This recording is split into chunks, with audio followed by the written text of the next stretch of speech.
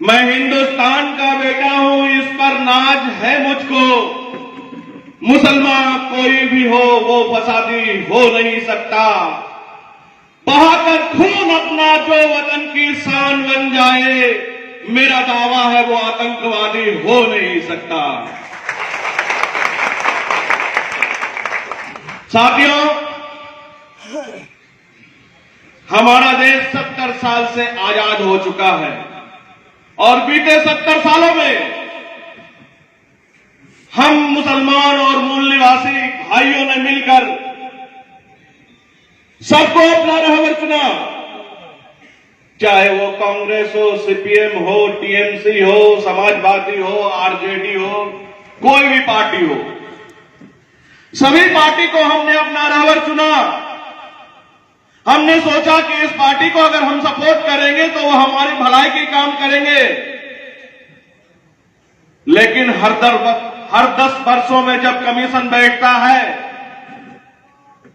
और इसका आकलन किया जाता है कि देखो मुसलमानों की क्या हालत है, दलितों की क्या हालत है, तो उस 10 वर्षों के बाद पता चलता है कि मुसलमान और दलितों की हालत बद से बदतर होती जा रही है। वो कमीशन सिर्फ इसलिए बैठता है कि मुसलमान और दलित तरक्की कर रहे हैं या नहीं कर रहे हैं। अगर तरक्की कर रहे हैं तो उसे किस तरह पीछे ढकेला जाए, हमारे खिलाफ षड्यंत्र रचा जाता है। बीते 70 सालों से यही मुसलमानों और दलितों के साथ होता आ रहा है। लेकिन मजलिस-ए-इत्तेहादुल मुस्लिमीन जिस तरह से पूरे हिंदुस्तान में आज फैल रही है, इंशाअल्लाह आने वाले वक्त में हमारा परचम होगा, हमारी सरकार होगी। 70 सालों में लगभग 60 सालों तक शासन करने वाली कांग्रेस की सरकार हम मुसलमानों को तोहफे में क्या दिया? हम मुसलमानों को तोहफे में 55,000 दंगे मिले, लाखों जानों की शहादत दी गई, हमारे घर उजाड़े गए, हमारे बिजनेस को बर्बाद किया गया और उसके बाद फिर हमारे नौजवानों को पकड़कर जेलों के अंदर डाल दिया गया। यही हमें तोहफा में मिला है उनको सपोर्ट करने का। हमें सोचना होगा, जिस जिसको हमने रहबर चुना, हमारे पीठ में छुरियां भोंकी, पीछे से तलवार चलाया, हर वक्त षड्यंत्र रचा। कभी बोलते हैं कि मदरसे में आतंकवादी पनपते हैं, आतंकवादी मदरसे से निकलते हैं। मैं ये पूछना चाहता हूं कि जिस वक्त हिंदुस्तान आजाद हुआ था, जो महात्मा गांधी को जब मारा गया था, वो मारने वाला कोई मुसलमान नहीं था। राजीव गांधी को बम से उड़ाने वाला कोई मुसलमान नहीं था। इंदिरा गांधी को 32 गोली मारने वाला कोई मुसलमान नहीं था। लेकिन आज भी हमारे ऊपर शक की उंगलियां उठाई जाती है। क्यों?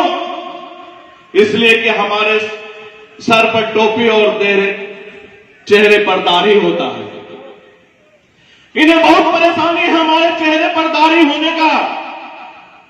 हम इकबाल इस्माइल नाम रखते हैं, इन्हें परेशानी होता है। ये बोलते हैं कि तुम जय श्री राम बोलो। अगर हम नहीं बोलते हैं तो हमें मारा जाता है। पिछले 6.5 सालों में यही होता रहा है। मुसलमान के लगभग 40 बच्चे हमने अपने बीच से खोया है। लेकिन जितने भी सेकुलर पार्टी है, जब हमारी कौम के बच्चे की शहादत होती है, उस वक्त अपने मुंह में ताला लगाकर बैठ जाते हैं। आज तक आपने किसी ने नहीं देखा होगा कि जब सराउल का कत्ल हुआ तो कोई सेकुलर पार्टी आगे बढ़ के आया। जब अखलाक की मौत हुई तो कोई पार्टी आगे बढ़ के आया। जब तबरेज़ अंसारी को पीट पीट कर हत्या कर दी गई तो कोई कांग्रेस वाला सामने नहीं आया। सिर्फ एक आया जिसके चेहरे पर दाढ़ी था, सर पर टोपी था, और वो नाम था बैरिस्टर असदुद्दीन ओवैसी।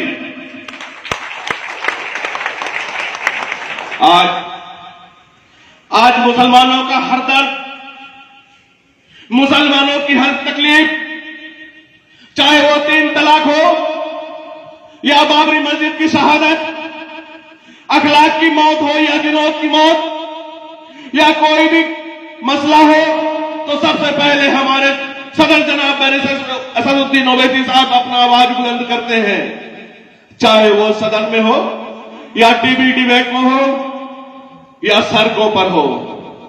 तो हम आप लोगों से गुजारिश करना चाहते हैं, इस कूच बिहार के आवाम से दरख्वास्त करना चाहते हैं कि आप लोग एक ऐसा झंडा पकड़े जिसमें ताकत हो, आप एक ऐसा झंडा पकड़े जो हक की बात करने की ताकत रखता हो, आप ऐसा झंडा पकड़े जो बुलंद आवाज कर सकती हो। जनाब असदुद्दीन ओवैसी साहब के आवाज में आवाज मिलाए।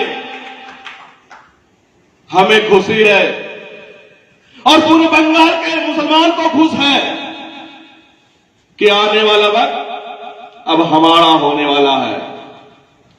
बंगाल के 4 करोड़ के मुसलमान जिस वक्त एक परचम के नीचे आ गए, इंशाअल्लाह यहां चीफ मिनिस्टर भी हमारा होगा और होम मिनिस्टर भी हमारा होगा।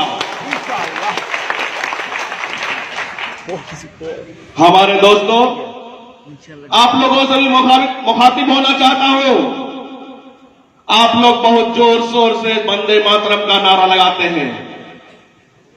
ये वंदे मातरम है क्या और वंदे मातरम का नारा क्या है? वंदे ये संस्कृत वर्ड है, वंदे मातरम। वंदे के मतलब होता है वंदना करना, इबादत करना, पूजा करना, और मातरम के मतलब धरती माँ तेरी या माँ तेरी। मुसलमानों में